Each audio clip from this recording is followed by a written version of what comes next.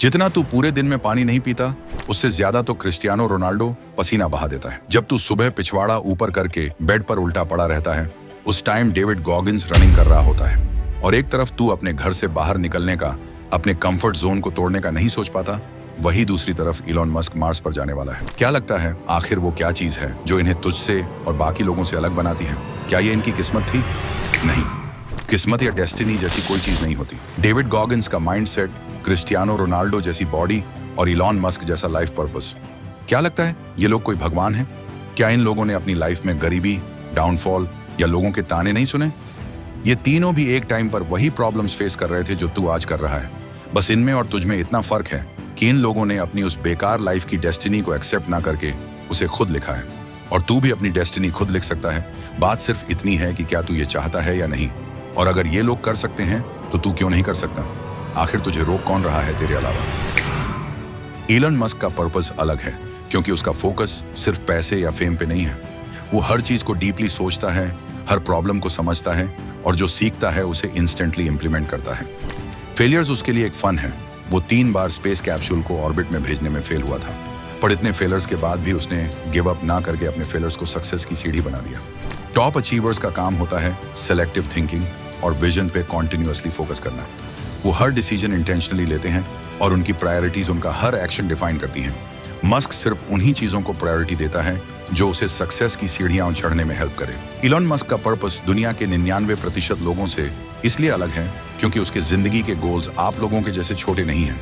उसके लिए पर्पस सिर्फ एक जॉब या एक कंपनी चलाना नहीं है।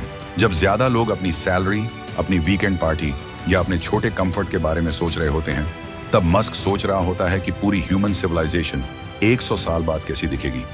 यही वो थिंकिंग है जो एक नॉर्मल एंटरप्रेन्योर को बिलियनियर से अलग बनाती है। वो हर डिसीजन को इस तरह देखता है जैसे वो पूरी दुनिया को इम्पैक्ट करेगा। और सबसे इंटरेस्टिंग बात, इलॉन मस्क अपने आइडियाज को सिर्फ सोच में नहीं रखता। उसका रूल सिंपल है, थिंक, बिल्ड, रिपीट। वो हर कॉन्सेप्ट को रियलिटी में लाता है, चाहे लोग उस पर हंसे, चाहे उसे इम्पॉसिबल बोले। यही रीजन है कि जब उसका रॉकेट बार बार फेल होता था तो वो उसी दिन और ज्यादा एग्रेसिवली काम करने लगता था। यही पर्पस ड्रिवन माइंडसेट है जो टॉप अचीवर्स में होता है। उनका फोकस डिस्ट्रैक्शंस पे नहीं, बस उन चीजों पे होता है जो उनके लॉन्ग टर्म मिशन को सर्व करें। वो छोटी हर चीज फिल्टर कर देते हैं। Unnecessary meetings, pointless gossip, even लोग जो उनका टाइम वेस्ट करें, सब कट ऑफ। टॉप अचीवर्स का यही पैटर्न होता है। वो दुनिया के रूल फॉलो नहीं करते, वो अपने खुद के रूल बनाते हैं। और ये तब पॉसिबल होता है जब तेरा पर्पस इतना स्ट्रांग हो कि तू हर दिन उठकर रेडी हो फाइट करने के लिए, चाहे दुनिया तुझे अंडर एस्टिमेट करे। डेविड गॉगिंस का दिमाग एक नॉर्मल इंसान के दिमाग जैसा नहीं है। उसका दिमाग एक वॉरियर वाला है, जो या तो मर जाएगा या फिर जिस काम को करने का सोच लिया तो उसे पूरा किए बिना रुकने का नाम नहीं लेगा। जहां हम सब थोड़ा डिस्कंफर्ट आते ही रुक जाते हैं, गॉगिंस वहीं से स्टार्ट करता है। उसका पूरा माइंडसेट एक ही चीज पे बिल्ट है, suffering is the path to strength. जब दर्द आता है, जब थकान लगती है, जब बॉडी चिल्लाती है कि बस अब और नहीं, उस समय तो गॉगिंस के लिए गेम स्टार्ट होती है।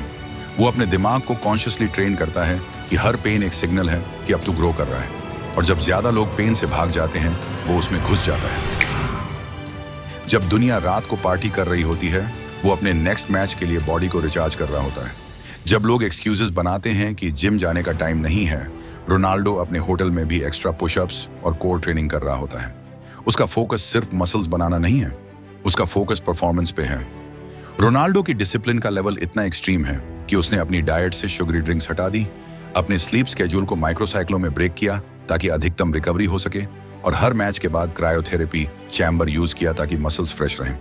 ये डेडिकेशन ही उसको 39 साल की एज में भी वर्ल्ड क्लास परफॉर्मेंस मेंटेन करने देता है, जब लोग अपने करियर खत्म कर देते हैं।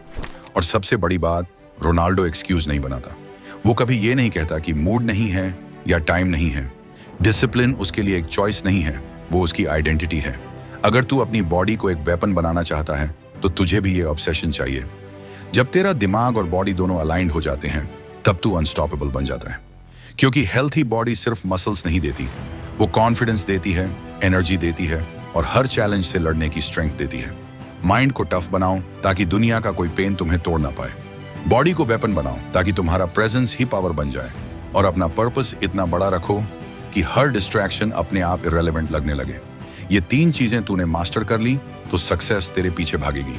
अब डिसाइड कर, तू 99% में रहना चाहता है जो एक्सक्यूजेस बनाते हैं, या 1% में जो अपनी जिंदगी के रूल्स खुद लिखते हैं। चॉइस तेरी है, पर याद रख, हर दिन जो तू वेस्ट करता है वो दिन किसी और को आगे बढ़ा देता है। अब उठ, अपनी लाइफ का कंट्रोल ले और वो इंसान बन जो तू बनने के लिए बना है। और नीचे हमारे टेलीग्राम चैनल का लिंक है, उसे भी ज्वाइन कर ले अगर आगे बढ़ना है लाइफ में तो। और सब्सक्राइब करना मत भूलियो मेरे भाई।